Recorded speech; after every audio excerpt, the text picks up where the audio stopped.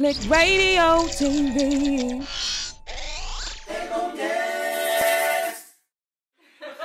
Javier, Marisa y Valeria, perdón, Valeria. Mentalista.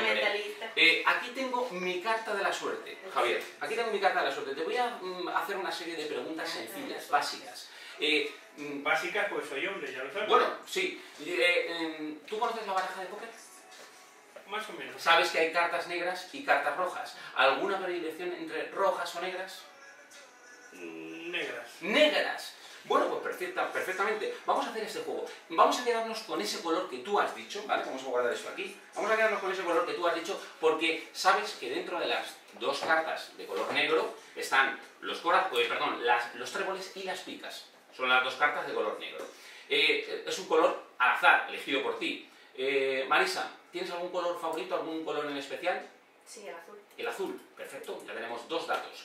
Y de las cartas negras, como he elegido el color negro, que es dos símbolos dentro de la baraja, de la misma baraja, de los dos símbolos que hay dentro de la baraja, los tréboles o las picas, ¿alguna predilección en especial entre tréboles y picas? Pues yo creo que las picas. Las picas, perfecto. Fijaros que yo aquí tengo 4 cartas. Concretamente yo a este juego le llamo el juego de las 4 damas, porque se hace con las 4 damas de la baraja de póker. Muy despacito, delante de vosotros, delante de vuestra cara, mirar. Qué casualidad que la única que está boca arriba es la dama de picas, la dama que tú has elegido.